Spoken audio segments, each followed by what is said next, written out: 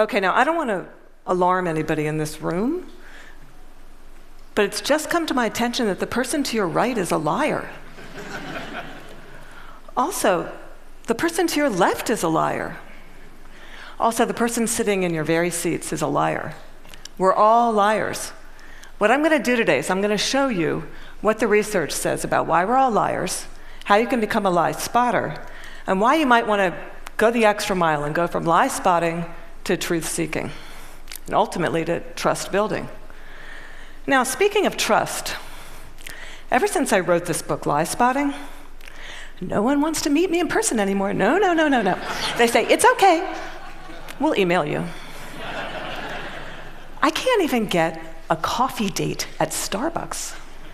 My husband's like, honey, deception. Maybe you could have focused on cooking. How about French cooking? So before we get started, what I'm going to do is I'm going to clarify my goal for you, which is not to teach a game of gotcha. Lie spotters aren't those nitpicky kids, those kids in the back of the room that are shouting, gotcha, gotcha. Your eyebrow twitched. You flared your nostril. I watched that TV show, Lie to Me. I know you're lying. No. Lie spotters are armed with scientific knowledge of how to spot deception. They use it to get to the truth. And they do what mature leaders do every day. They have difficult conversations with difficult people, sometimes during very difficult times. And they start up that path by accepting a core proposition. And that proposition is the following: lying is a cooperative act. Think about it. A lie has no power whatsoever by its mere utterance. Its power emerges when someone else agrees to believe the lie. So I know it may sound like tough love, but look, if at some point you got lied to, it's because you agreed to get lied to. Truth number one about lying. Lying's a cooperative act. Now, not all lies are harmful. Sometimes we're willing participants in deception for the sake of social dignity, maybe to keep a secret that should be kept secret. We say, nice song. Honey, you don't look fat in that, no. Or we say, favorite of the digerati. You know, I just fished that email out of my spam folder. I'm so sorry. But there are times when we are unwilling participants in deception, and that can have dramatic costs for us. Last year saw $997 billion in corporate fraud alone in the United States. That's an eyelash under $1 trillion. That's 7% of revenues. Deception can cost billions. Think Enron, Madoff, the mortgage crisis, or in the case of double agents and traitors like Robert Hansen or Aldrich Ames, lies can betray our country. They can compromise our security. They can undermine democracy. They can cause the deaths of those that defend us. Deception is actually serious business. This con man, Henry Oberlander, he was such an effective con man, British authorities say he could have undermined the entire banking system of the Western world. And you can't find this guy on Google. You can't find him anywhere. He was interviewed once, and he said the following. He said, look, I've got one rule. And this was Henry's rule. He said, look, everyone is willing to give you something. They're ready to give you something for whatever it is they're hungry for. And that's the crux of it. If you don't want to be deceived, you have to know, what is it that you're hungry for? And we all kind of hate to admit it. You know, we kind of wish we were better husbands, better wives, smarter, more powerful, taller, richer, the list goes on. Lying is an attempt to bridge that gap, to connect our wishes and our fantasies about who we wish we were, how we wish we could be, with what we're really like. And boy, are we willing to fill in those gaps in our lives with lies. On a given day, studies show that you may be lied to anywhere from 10 to 200 times. Now, granted, many of those are white lies. But in another study, it showed that strangers lied 3 times within the first 10 minutes of meeting each other. Now, when we first hear this data, we recoil. We can't believe how prevalent lying is. We're essentially against lying. But if you look more closely, the plot actually thickens. We lie more to strangers than we lie to coworkers. Extroverts lie more than introverts. Men lie 8 times more about themselves than they do other people. Women lie more to protect other people. If you're in an average married couple, you're going to lie to your spouse in 1 out of every 10 interactions. Now, you may think that's bad. If you're unmarried, that number drops to 3. Lying's complex. It's woven into the fabric of our daily and our business lives. We're deeply ambivalent about the truth. We parse it out on an as-needed basis, sometimes for very, very good reasons, and other times just because we don't understand the gaps in our lives. That's truth number 2 about lying. We're against lying, but we're covertly for it in ways that our society has sanctioned for centuries and centuries and centuries. It's as old as breathing. It's part of our culture. It's part of our history.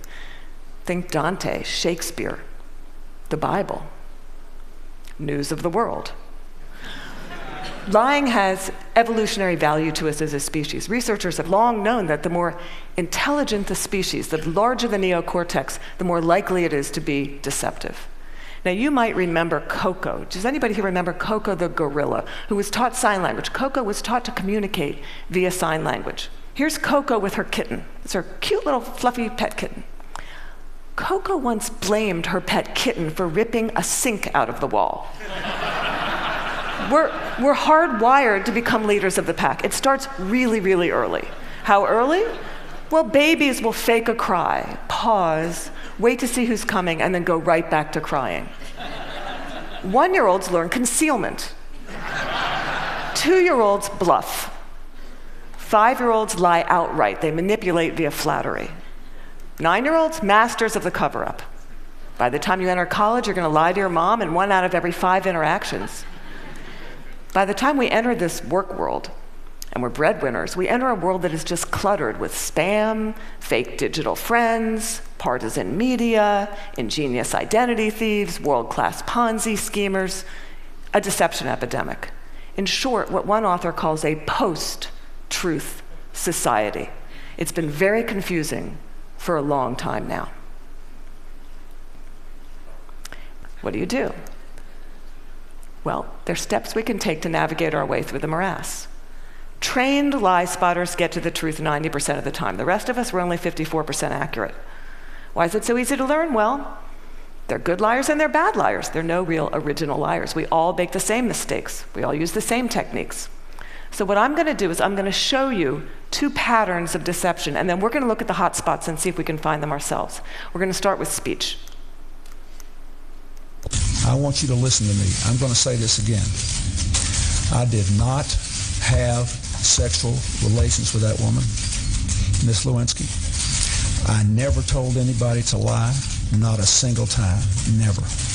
These allegations are false, and I need to go back to work for the American people. Thank you. Okay, what were the telltale signs? Well, first we heard what's known as a non-contracted denial. Studies show that people who are overdetermined in their denial will resort to formal rather than informal language. We also heard distancing language, that woman. We know that liars will unconsciously distance themselves from their subject using language as their tool. Now, if Bill Clinton had said, well, to tell you the truth, or Richard Nixon's favorite, in all candor, he would have been a dead giveaway for any lie spotter that knows that qualifying language, as it's called, qualifying language like that, further discredits the subject. Now, if he had repeated the question in its entirety, or if he had peppered his account with a little too much detail, and we're all really glad he didn't do that, he would have further discredited himself. Freud had it right. Freud said, look, there's much more to it than speech. No mortal can keep a secret. If his lips are silent, he chatters with his fingertips, and we all do it. No matter how powerful you are, we all chatter with our fingertips. I'm going to show you Dominique Strauss-Kahn with Obama, who's chattering with his fingertips. Now, this brings us to our next pattern, which is body language. With body language, here's what you got to do. You really got to just throw your assumptions out the door. Let the science temper your knowledge a little bit. Because we think liars fidget all the time. Well, guess what? They're known to freeze their upper bodies when they're lying. We think liars won't look in the eyes. Well, guess what? They look you in the eyes a little too much just to compensate for that myth. We think warmth and smiles convey honesty, sincerity, but a trained lie spotter can spot a fake smile a mile away. Can you all spot the fake smile here? You can consciously contract the muscles in your cheeks, but the real smile's in the eyes. The crow's feet of the eyes, they cannot be consciously contracted, especially if you overdid the Botox. Don't overdo the Botox. Nobody will think you're honest. Now we're going to look at the hot spots. Can you tell what's happening in a conversation? Can you start to find the hot spots, to see the discrepancies between someone's words and someone's actions? Now, I know it seems really obvious, but when you're having a conversation with someone that you suspect of deception, attitude is by far the most overlooked but telling of indicators. An honest person is going to be cooperative. They're going to show they're on your side. They're going to be enthusiastic. They're going to be willing and helpful in getting you to the truth. They're going to be willing to brainstorm, name suspects, provide details. They're going to say, hey, maybe it was those guys in payroll that forged those checks. They're going to be infuriated if they sense they're wrongly accused throughout the entire course of the interview, not just in flashes. They'll be infuriated throughout the entire course of the interview. And if you ask someone honest, what should happen to whoever did forge those checks? An honest person is much more likely to recommend strict rather than lenient punishment. Now, let's say you're having that exact same conversation with someone deceptive. That person may be withdrawn, look down, lower their voice, pause, be kind of herky-jerky. Ask a deceptive person to tell their story. They're going to pepper it with way too much detail in all kinds of irrelevant places. And then they're going to tell their story in strict chronological order. And what a trained interrogator does is they come in, and in very subtle ways, over the course of several hours, they will ask that person to tell their story backwards. And then they'll watch them squirm and track which questions produce the highest volume of deceptive tells. Why do they do that? Well, we all do the same thing. We rehearse our words, but we rarely rehearse our gestures. We say yes, we shake our heads no. We tell very convincing stories, we slightly shrug our shoulders. We commit terrible crimes, and we smile at the delight in getting away with it. Now, that smile is known in the trade as duping delight, and we're going to see that in several videos moving forward, but we're going to start, for those of you that don't know him, this is presidential candidate John Edwards, who shocked America by fathering a child out of wedlock. We're going to see him talk about getting a paternity test. See now if you can spot him saying yes while shaking his head no, slightly shrugging his shoulders, lots of be happy to participate in one. I know that it's not possible that this child could be mine because of the timing of events, so I know it's not possible. Happy to take a paternity test and would love to see it happen. Are you going to do that soon? Is there somebody that you can't? I'm only one side. I'm only one side of the test, but I'm happy to participate in one. Okay, those head shakes are much easier to spot once you know to look for them. Now, there are going to be times when someone makes one expression while masking another that just kind of leaks through in a flash. Murderers are known to leak sadness. Your new joint venture partner might shake your hand, celebrate, go out to dinner with you, and then leak an expression of anger. And we're not all going to become facial expression experts overnight here, but there's one I can teach you that's very dangerous and that's easy to learn, and that's the expression of contempt. Now, with anger, you've got two people on an even playing field. It's still somewhat of a healthy relationship, but when anger turns to contempt, you've been dismissed. It's associated with moral superiority, and for that reason, it's very, very hard to recover from. Here's what it looks like. It's marked by one lip corner pulled up and in. It's the only asymmetrical expression, and in the presence of contempt, whether or not deception follows, and it doesn't always follow, look the other way, go the other direction, reconsider the deal, say, no, thank you, I'm not coming up for just one more nightcap, thank you. Science has surfaced many, many more indicators. We know, for example, liars will shift their blink rate, point their feet towards an exit. They will take barrier objects and put them between themselves and the person that's interviewing them. They'll alter their vocal tone, often making their vocal tone much lower. Now, here's the deal. These behaviors are just behaviors. They're not proof of deception. They're red flags. We're human beings. We make deceptive, flailing gestures all over the place all day long. They don't mean anything in and of themselves. But when you see clusters of them, that's your signal. Look, listen, probe, ask some hard questions, get out of that very comfortable mode of knowing, walk into curiosity mode, ask more questions. Have a little dignity. Treat the person you're talking to with rapport. Don't try to be like those folks on Law and Order and those other TV shows that pummel their subjects into submission. Don't be too aggressive. It doesn't work. Now, we've talked a little bit about how to talk to someone who's lying and how to spot a lie. And as I promised, we're now going to look at what the truth looks like. And I'm going to show you two videos. Two mothers. One is lying, one is telling the truth. And these were surfaced by researcher David Matsumoto in California. And I think they're an excellent example of what the truth looks like. This mother, Diane Downs, shot her kids at close range, drove them to the hospital while they bled all over the car, claimed a scraggy-haired stranger did it. And you'll see when you see the video, she can't even pretend to be an agonizing mother. What you want to look for here is an incredible discrepancy between horrific events that she describes and her very, very cool demeanor. And if you look closely, you'll see duping delight throughout this video. But at night, when I close my eyes, I can see Christy reaching her hand out to me while I'm driving, and the blood just keep coming out of her mouth. And that, maybe it'll fade too with time, but I don't think so. That haunts me the most.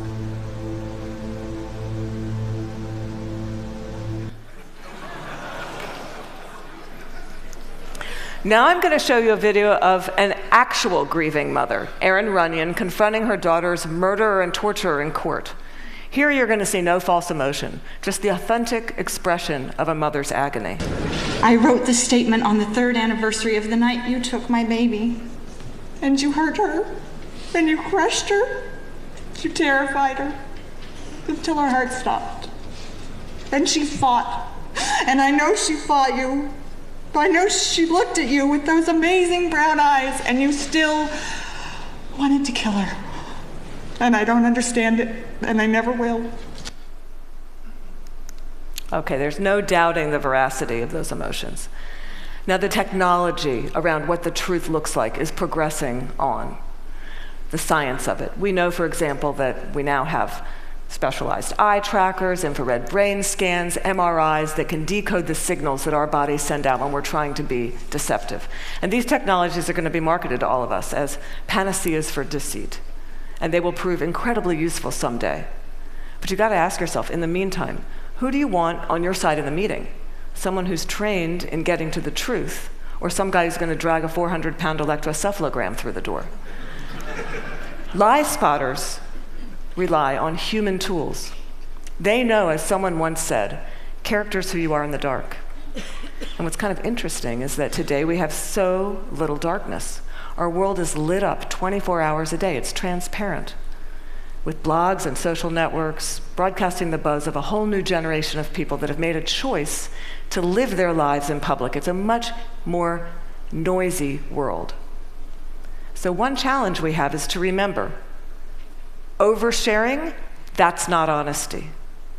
Our manic tweeting and texting can blind us to the fact that the subtleties of human decency, character, integrity, that's still what matters. That's always what's going to matter. So in this much noisier world, it might make sense for us to be just a little bit more explicit about our moral code.